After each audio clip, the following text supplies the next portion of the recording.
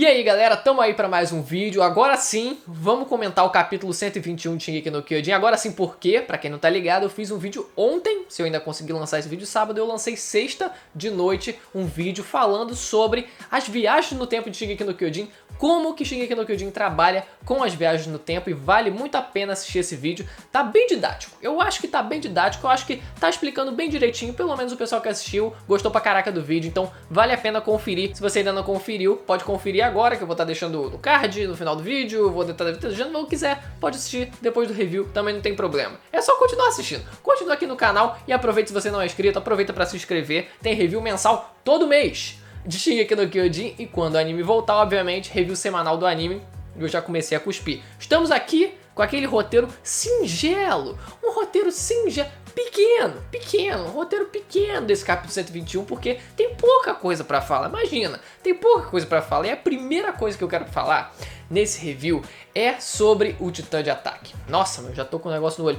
O Titã de Ataque, eu já quero falar já de cara sobre isso, já pra chegar chegando, com o pé na porta.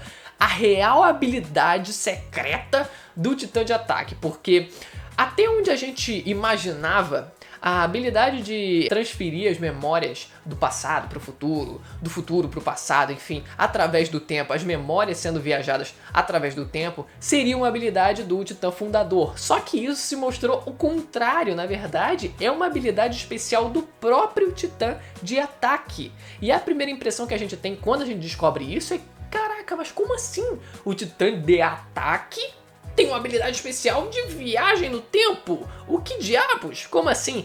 Mas o autor, ele não tá de bobeira. O autor, eu não sei, meu amigo, mas ele conseguiu aí, por mais que talvez ele não tenha pensado nisso de início, mas ele conseguiu fazer uma forma com que fizesse sentido. Porque Titã de Ataque, se a gente pega o termo original, que é Shingeki, se a gente traduzir, a gente tem algumas possibilidades além de ataque em si. A gente também pode traduzir o Shingeki como avanço. A gente pode traduzir como Titã que avança, ou Titã de avanço, ou Titã que se move para frente, o Titã que avança, o Titã que move adiante. Então essa palavra também tem todo um significado de se mover para frente, o que faz sentido até certo ponto com a habilidade especial, que é a habilidade de prever o futuro. Além de conseguir também visitar as memórias do passado, também prever o futuro dos próximos portadores, ou, se não houver o caso, do próprio portador que está usando essa habilidade. Então tá explicada a real habilidade do Titã de Ataque e a forma como isso se relaciona com o próprio nome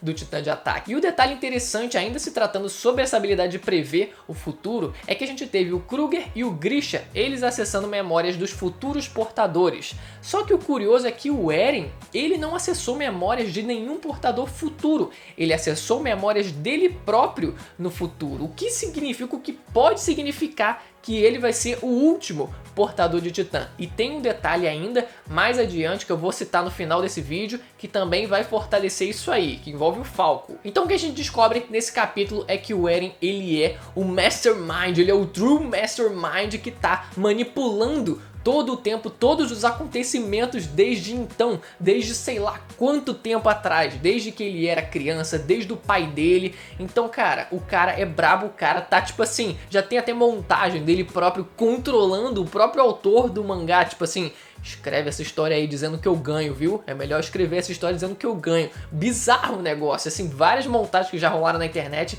explodindo a cabeça mesmo, a forma como ele, em diversos pontos da história no passado, influenciou os acontecimentos para fazer com que a história seguisse o rumo onde ele vencesse. E ao longo do capítulo, o Eren e o Zeke, eles vão visitando memórias antigas, e algumas são mais importantes do que outras nesse caso, né? Algumas fornecem uma bagagem de informação muito maior pra gente do que outras, mas algumas delas, principalmente essas aí que eu vou comentar, meu amigo, o bagulho ficou insano, o negócio foi doido nesse capítulo.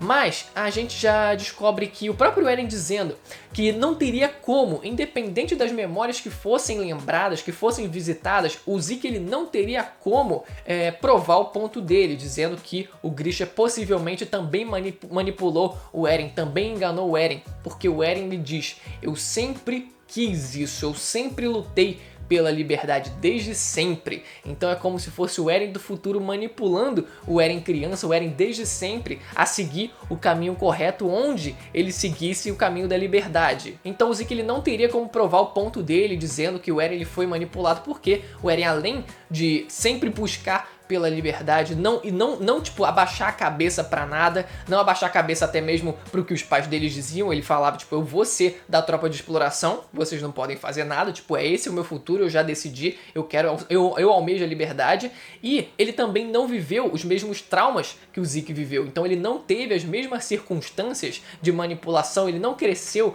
no mesmo ambiente, até o próprio Grisha mesmo, ele também não cresceu no mesmo ambiente de pressão para que tudo ocorresse da forma como o Zeke imaginou que teria acontecido, assim como foi com ele. E uma dessas memórias que é visitada é justamente nesse momento onde o Eren tá dizendo que quer ser da tropa de exploração e o Grisha fala para ele, então tá bom, na volta eu vou mostrar pra você o que tem no porão. Essa chave aqui é o que vai abrir o porão e a gente vai lá descobrir o que tem lá. Eu vou te contar o segredo do porão. E naquele momento a gente tem um momento onde o Grisha consegue ver o Eren do futuro, meio que tipo assim, caraca, tipo, como se ele tivesse como se fosse uma assombração mesmo, como se tivesse ali, tipo assim, tá bom, como se ele fosse um refém. E no outro cenário, né, uma sequência dessa mesma memória, quando o Grisha ele vai até a família real tentar assassinar a família real, ele também vê o Eren mais velho e até numa fala dele ele cita a Mikasa como filha dela. Então é um detalhe interessante de se notar, porque não deixa de ser a filha dele, afinal, pai é quem cria. Só que naquele momento o Grisha ele hesita por alguns minutos e ele fala, não mano, eu não consigo matar pessoas que aparentemente são inocentes, tem crianças aqui, eu não vou fazer isso, mano, isso aí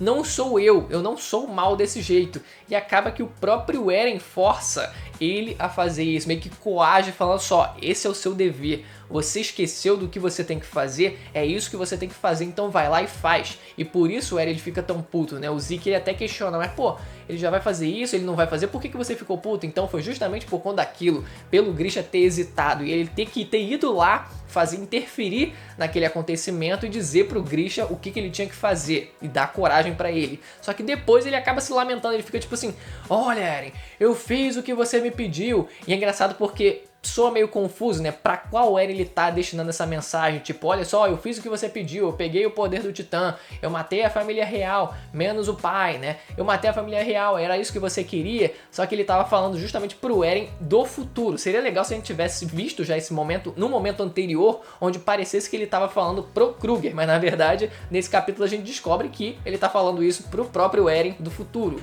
ou do presente, que a gente tá acompanhando ele agora. E nesse momento o Grisha ele também chega a ver o próprio Zeke adulto enquanto ele está acompanhado do Eren. Então ele vê o Zeke mais velho, reconhece, abraça ele, diz que ama e aquele momento ele quebrou as pernas completamente do Zeke. Aquilo, toda a hipótese que ele tinha de que o pai, toda a imagem que ele tinha mesmo, né, do pai dele, e a hipótese de que o pai dele tinha manipulado o Eren e que ele era um cuzão de verdade, aquilo quebrou as pernas dele completamente porque ele ficou, cara, meu pai me abraçando e dizendo que me ama, não tenho como não sentir isso. E ele acaba se entregando mesmo e tem um diálogo meio que, né, oculto ali quando ele diz que o Eren tá destinado a ser o vencedor. Não tem o que o Zeke fazer. É curioso isso porque se ele tá destinado a vencer, não tem o que fazer, mas mesmo assim ele fala pro Zeke tentar parar o Eren. E nesse capítulo a gente descobre em que exato momento o Eren ele soube dessas memórias do futuro, ele acessou essas memórias do futuro, né? Essas visões do futuro, ele conseguiu prever esse futuro, que foi quando ele beijou a mão da história. Então, naquele momento, aquela expressão de puto que ele fica, tipo assim, com uma raiva imensa, não era à toa. Tinha um significado a mais por trás daquilo, que é também justamente ele ter visto todo o cenário e além disso ele também ter visto o próprio pai dele quase que arregando ali em alguns momentos, né, meio que com raiva do próprio pai dele, tipo assim, porra, você não vai fazer isso não, ô coroa, você tem que fazer isso aí, meu irmão, faz isso aí. É como se estivesse, tipo assim, indignado que o jogador perdeu o gol, sabe, tipo, pela televisão. E voltando já pro presente, o Zeke lhe ordena a Ymir a executar o plano de eutanásia e assim esterilizar todos os Eldianos. E acaba que o Eren, preso nas correntes, fica completamente insano, porque o próprio Zeke falou pra ele, você tá desesperado, você tá desamparado, porque você não viu todo o futuro. Então Então essa incerteza, por mais que ele saiba que está destinado a vencer, meio que desestabiliza ele, porque é meio que o desconhecido. Ele fala, ih, caraca, mas e se der errado? Então, né, ele acaba ficando desesperado, e aí, meu amigo, ele tem um momento máximo do capítulo, que é ele conseguindo se arrancar e arrancando os próprios dedos da mão aqui, da corrente, estilo Guts, e aquela cena assim, aquele desenho muito bem sombreado, cara. A gente vê o desenho extremamente bem sombreado e bem detalhado e bem desenhado, e uma cena exatamente como a do Guts, só que o Guts ele arrancou o próprio braço, né? Nesse caso ele arrancou os 2 dedões para conseguir arrancar as correntes ali e conseguir tentar tocar na Amy e tentar parar ela. Não sei se exatamente tocar, mas pelo menos tentar parar ela para que ela não acabe executando o plano. Só que eu acho que quando era ele chegar a tocar ela, eu acho que aí a gente vai ter realmente uma visão enorme de várias das coisas. Pode ser que a gente veja até o passado dela de alguma forma, né? Já que ela tem sangue real, pode ser que a gente veja o histórico dela, e assim no capítulo que vem a gente também tenha mais memórias sendo expostas pra gente. E agora, voltando ao que eu falei no começo do vídeo, tem uma fala do Eren para o Falco, onde ele diz pro Falco que ele terá uma longa vida. O Falco a gente sabe que foi transformado em Titã, e o Eren dizer que ele terá uma longa vida sabendo vários dos acontecimentos futuros, meio que deixa implícito que ele pode ser transformado de volta. O Falco ele pode acabar sendo transformado de volta em humano, e esse poder de Titã ser cancelado, pelo menos o dele. Talvez de todos os Eldianos transformados também, né, que tem o poder de Titã, mas pelo menos o dele, eu acho que através dessa fala a gente tem essa garantia. E outro momento também é quando o Eren ele tá sendo preso, né, pela tropa de exploração, ou quando ele tá tipo assim, né, meio que sendo preso, ou prestes a ser preso pela tropa de exploração, e ele fala que já está tudo escrito, já estava tudo escrito, então não tinha como ele mudar, era aquilo que ia acontecer mesmo. Então, mais uma fala indicando que ele já sabia tudo que estava para acontecer. Mas é isso, galera, espero que você tenha gostado do vídeo. Se inscreva no canal se você não conhece para acompanhar os próximos vídeos de Shingeki no Kyojin. Não se esqueça de ativar o sininho para receber as notificações, e confere o vídeo que eu lancei ontem, de novo, sobre as viagens no tempo em Shingeki no Kyojin, se você ainda não entendeu por completo esse assunto. Beleza? Eu vou ficando por aqui, até a próxima. Tchau!